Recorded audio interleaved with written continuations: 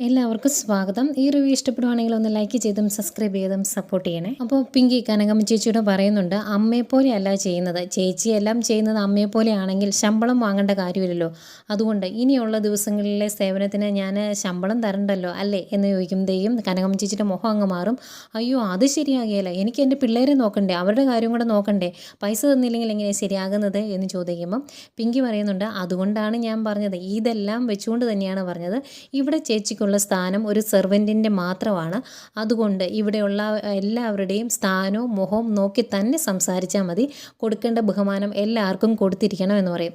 അന്തേക്കും മോളെ ഞാൻ അതുപോലെയല്ലേ നോക്കുന്നത്, അന്ന് ആ ഹർത്താൽ ദിനത്തിൽ ജീവൻ അങ്ങോട്ടോ ഇങ്ങോട്ടോ എന്ന് കരുതി കിടന്ന കുഞ്ഞിനെ ജീവിതത്തിലേക്ക് കൊണ്ടുവന്നത് ഞാനല്ലേ, അതുപോലെ ഞാൻ അന്ന് കൂടെ നിന്നില്ലായിരുന്നോ എന്നൊക്കെ ചോദിക്കും. അന്നേരം പിങ്കി പറയുന്നുണ്ട്, അങ്ങനെ നിന്നു ഇല്ലയെന്ന് ഞാൻ പറഞ്ഞില്ലല്ലോ, അതുകൊണ്ടാണ് ഞാൻ പറഞ്ഞത്, ചേച്ചിക്ക് ഇവിടെയുള്ള അധികാരങ്ങൾ എന്തൊക്കെയാണ് എന്ന് ഞാൻ പറഞ്ഞു തന്നല്ലോ, അത് ആ രീതിയിൽ തന്നെ മതി എന്ന് പറയുമ്പം കനകമ്മ പറയുന്നുണ്ട്, മോളെ മാറിയും തിരിഞ്ഞു നിന്ന് ഓരോരുത്തർ കുറ്റം പറയുമ്പം എനിക്ക് കേൾക്കുമ്പം സഹിക്കുന്നില്ല എന്ന് പറയും. എന്നിട്ട് പിങ്കി പറയുന്നുണ്ട്, അതൊന്നും ചേച്ചി കണക്കാക്കണ്ട, അതിലൊന്നും വലിയ കാര്യമില്ല, അത് അങ്ങനെ അങ്ങ് മുന്നോട്ട് പൊയ്ക്കോളൂ എന്ന് പറയുമ്പോഴേക്കും കനകമ്മ പറയുവാണ്, അതേ മോളെ അങ്ങനെ കുറ്റം പറയുന്നൊന്നും കണ്ടുകൊണ്ട് നിൽക്കാൻ എനിക്ക് പറ്റില്ല, അവർക്ക് എങ്ങനെയാണ് തിരിച്ചിട്ട് കൊടുക്കേണ്ടതെന്ന് എനിക്കറിയാം, ഞാനത് ചെയ്യും എന്ന് പറഞ്ഞിട്ടാണ് അവരവിടെ നിന്ന് പോകുന്നത്. അവർ പോയി കഴിയുമ്പോഴും പിങ്കിക്ക് ആകെ ടെൻഷനാണ്, ഗൗതത്തിൻ്റെ കാര്യമൊന്നും അറിയത്തില്ല, ഗൗതം വിളിച്ചില്ല, അതിൻ്റെ വിഷമം, അതുകൊണ്ട് ഫോൺ എടുത്ത് പിടിച്ച് ഇങ്ങനെ വിഷമിച്ച് ഇരിക്കുവാണ് പിങ്കി. പിന്നെ കാണിക്കുന്നത് നന്ദുക്കുട്ടനെയും ഗൗരിയാണ്. ഗൗരി നന്ദുക്കുട്ടനെ വിളിച്ചുകൊണ്ട് പോകാട്ടോ, ആ പാറയിൽ എഴുതിയിട്ടില്ല ഐ മിസ് യു വെച്ചാന്ന്, അത് കാണിക്കാൻ വേണ്ടിയാണോ കൊണ്ടുപോകുന്നത്. അന്നേരം നന്ദു ചോദിക്കുന്നുണ്ട്, എങ്ങോട്ടോ കൊണ്ടുപോകുന്നേ, ഒരുപാടുണ്ടോ ഇനി നടക്കാൻ എന്നൊക്കെ ചോദിക്കുന്നുണ്ട്. ഇവരിങ്ങനെ സംസാരിച്ച് നടന്നു പോകുന്നത് ആ മഞ്ജു മാഡത്തിൻ്റെ ആൾക്കാർ കാണുന്നുണ്ട്. അന്നേരം അതിലൊരുത്തൻ പറയുന്നുണ്ട്, മഞ്ജു മാഡത്തിൻ്റെ മോൻ ജയിലിൽ കിടക്കുമ്പം അവൾ അങ്ങനെ സുഖിക്കണ്ട, ആ ഡോക്ടറെ സന്തതി അല്ലടാ ദേ പോകുന്നത് എന്ന് ചോദിക്കുവാണ് വണ്ടിയിലിരിക്കുന്നവന്മാർ. അന്നേരം അതിലൊരുത്തൻ പറയുന്നുണ്ട്, ഡോക്ടർ മോളൊക്കെയാണ് ആ പോകുന്നത്, പക്ഷേ ആ കൂടെയുള്ള ചെറുക്കൻ ഏതാണെന്ന് അറിയത്തില്ല എന്ന് പറയുമ്പോൾ അത് ആ പെണ്ണിൻ്റെ വല്ല കൂട്ടുകാരായിരിക്കും എന്ന് പറയും. എന്താണ് നിൻ്റെ പരിപാടി, നീ എന്താ ഇങ്ങനെ ചോദിക്കാൻ കാരണം എന്ന് ചോദിക്കുമ്പം അവൻ പറയുന്നുണ്ട്, അവൻ്റെ പേര് വിക്ടർ എന്നാട്ടോ, ഇതെല്ലാം മഞ്ജു മാഡത്തിൻ്റെ ശിങ്കിടികളാണ്. അപ്പം വിക്ടർ പറയുന്നുണ്ട്, അവളെ ഇവിടുന്ന് പിടിച്ചുകൊണ്ട് പോയി ദൂരെ ഒരു 10 കിലോമീറ്റർ അപ്പുറമുള്ള എവിടെയെങ്കിലും തുരുത്തി കൊണ്ടുവിടാം, മോളെ കാണാതെ ഡോക്ടർ കുറച്ചങ്ങ് അലയട്ടെ എന്ന് പറയുമ്പോൾ അത് നല്ല ഐഡിയ ആണ് എന്ന് പറയും. എന്നിട്ട് അവർ വണ്ടി കൊണ്ട് പിള്ളേരുടെ അടുത്ത് നിർത്തുവാണ്. വണ്ടിയിൽ നിന്ന് ഇറങ്ങിയിട്ട് നിങ്ങൾക്ക് ഇന്ന് സ്കൂളിലൊന്നും പോകണ്ടേ എന്ന് ചോദിക്കുമ്പോൾ പോകണം, ഡോക്ടർ ആൻറ്റി വന്നിട്ട് എന്ന് പറയും. അന്നേരം ഗൗരി പറയുന്നുണ്ട്, ഒന്നും പറയേണ്ട നന്ദു, സ്ട്രേഞ്ചേഴ്സിനോട് സംസാരിക്കേണ്ടെന്നും സ്ട്രേഞ്ചേഴ്സിൻ്റെ കയ്യിൽ നിന്നൊന്നും വാങ്ങിക്കഴിക്കരുതെന്നും അമ്മ പറഞ്ഞിട്ടുള്ളതാണ് എന്ന് പറയും.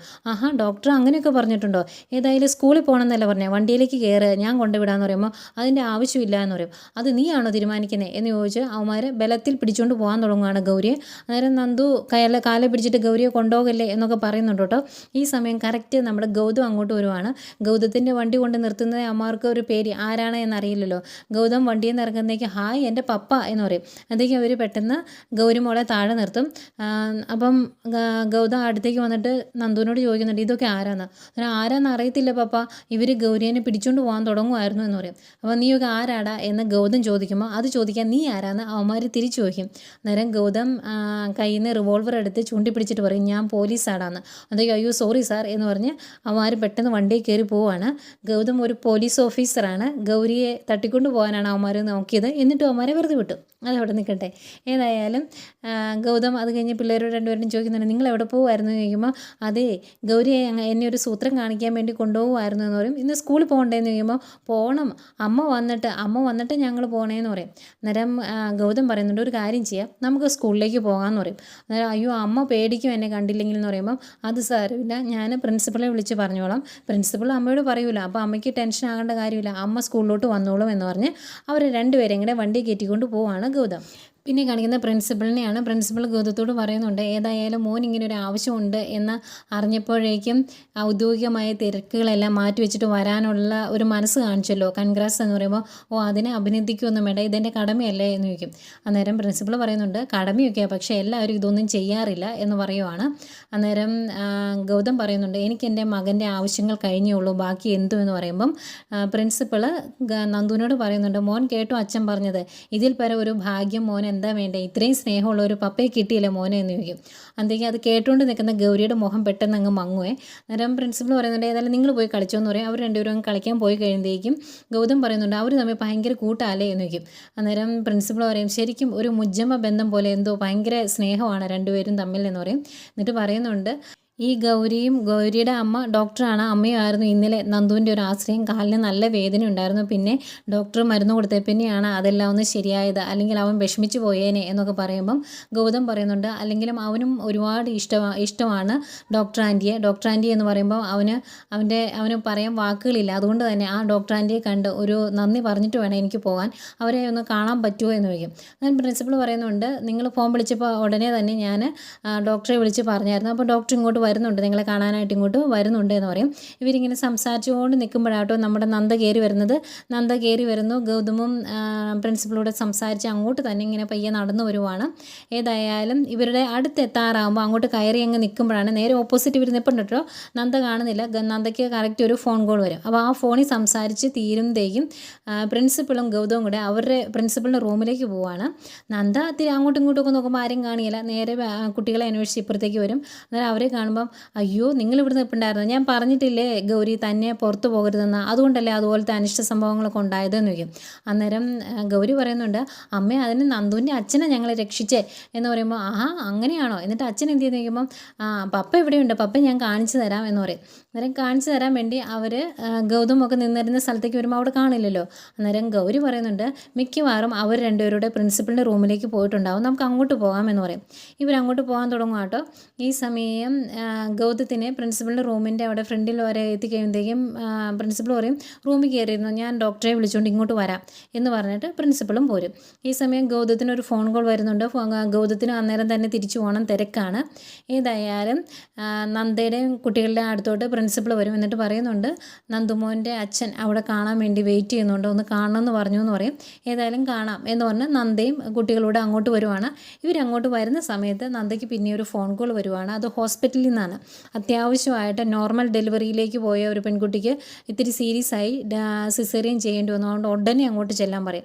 അന്നേരം നന്ദ പ്രിൻസിപ്പളോട് ഫോൺ കട്ട് ചെയ്തതിന് ശേഷം പറയുന്നുണ്ട്, എനിക്ക് എമർജൻസി ആയിട്ട് ഹോസ്പിറ്റലിൽ വരെ പോകണം, ഒരു സിസേറിയൻ കേസാണ്, അതുകൊണ്ട് ഞാൻ പൊയ്ക്കോട്ടെ എന്ന് ചോദിക്കും. അന്നേരം അയ്യോ നന്ദുവിൻ്റെ അച്ഛൻ കാത്തിരിക്കുവാണല്ലോ എന്ന് പറയുമ്പോൾ, അത് സാരമില്ല, പിന്നെ എപ്പോഴെങ്കിലും പരിചയപ്പെടാം എന്ന് പറഞ്ഞ് മോൻ്റെ കയ്യിലേക്ക് ബാഗ് കൊടുക്കും. നന്ദുവിൻ്റെ ബാഗാട്ടോ. അതിൻ്റെ അകത്ത് നമ്മുടെ കുമ്പളപ്പമൊക്കെ വെച്ചിട്ടുണ്ട്, മോൻ കഴിക്കണം എന്നൊക്കെ പറഞ്ഞ് ഒരു ഉമ്മയൊക്കെ കൊടുത്തിട്ടാണ് നന്ദ അവിടെ നിന്ന് അങ്ങ് പോകുന്നത്. നന്ദ അങ്ങ് പോയി കഴിയുമ്പോഴേക്കും പ്രിൻസിപ്പൾ പിള്ളേരെ വിളിച്ചുകൊണ്ട് ഗൗതത്തിൻ്റെ അടുത്തോട്ട് വരും. അന്നേക്കും ഭയങ്കര സന്തോഷമാട്ടോ നന്ദുവിന്. ഹായ് പപ്പ എന്ന് പറഞ്ഞ് ഓടി വരുമ്പോഴത്തേക്കും, അയ്യോ ഓടല്ലേ പയ്യെ നടക്കുക എന്ന് പറയും. അന്നേരം പ്രിൻസിപ്പൾ ഗൗതത്തോട് പറയുന്നുണ്ട്, ഡോക്ടർക്ക് പെട്ടെന്ന് ഒരു എമർജൻസി വന്നു, ഹോസ്പിറ്റലിൽ എമർജൻസി കോൾ വന്നു, ഡോക്ടർ അങ്ങോട്ട് പോയി, പിന്നെ എപ്പോഴെങ്കിലും പരിചയപ്പെടാമെന്ന് പറഞ്ഞു, നിങ്ങൾ പോയിക്കോ, ഞാൻ ഡോക്ടറോട് കാര്യങ്ങളൊക്കെ പറഞ്ഞോളാം എന്ന് പറയും. അങ്ങനെ നന്ദു ഗൗരിയെ കെട്ടിപ്പിടിച്ച് യാത്ര ചോദിച്ച് ഒരു ഉമ്മയൊക്കെ കൊടുത്തിട്ടാണ് അവിടുന്ന് പോരുന്നത്. അവരുടെ സ്നേഹം കാണുമ്പം ഗൗതത്തിനും ഒത്തിരി സന്തോഷമാവുന്നുണ്ട്. ഏതായാലും അവരങ്ങ് പോന്നു കഴിയുമ്പം ഗൗരിക്ക് ആകെ വിഷമാട്ടോ. അത്രയും സ്നേഹമായിരുന്നല്ലോ രണ്ടുപേരും തമ്മിൽ. പിന്നെ കാണിക്കുന്നത് നമ്മുടെ വല്യമ്മയാണ്. വല്യമ്മയ്ക്ക് നന്ദുവിനെ കാണാത്തതുകൊണ്ട് ആകെ സങ്കടം. വീട്ടിൽ ആളനക്കമില്ല, ആകെ വിഷമത്തിലാണ് എല്ലാവരും.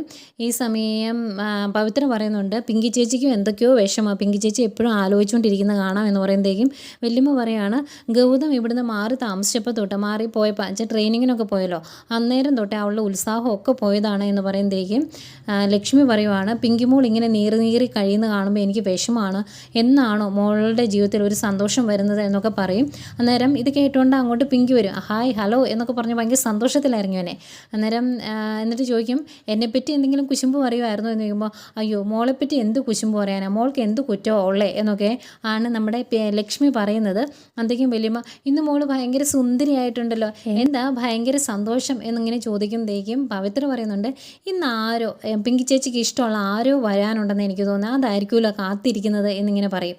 അന്നേരം പിങ്കി പറയുന്നുണ്ട്, എനിക്ക് അത്രത്തോളം ഇഷ്ടമുള്ള രണ്ട് പേരേ ഉള്ളൂ, അതാരൊക്കെയാണെന്ന് നിനക്കറിയാലോ എന്ന് പറയുമ്പോഴേക്കും, എങ്കിൽ ഞാൻ ആ ചോദ്യം അങ്ങ് പിൻവലിച്ചു, കാരണം ഇഷ്ടമുള്ള 2 പേര് ഗൗതമേട്ടനും നന്ദുക്കുട്ടനുമാണ്, അവരിന്ന് വരത്തില്ലല്ലോ എന്ന് പറയും. അന്നേരം ആരാ പറഞ്ഞ വരില്ലെന്ന്, ഞാൻ ആഗ്രഹിച്ച 2 പേരും ഇവിടെ വരും, നീ ഒന്ന് കൗണ്ട് ചെയ്തോ, 10 എത്തുന്നതിന് മുമ്പ് അവരിവിടെ എത്തുമെന്ന് പറയും.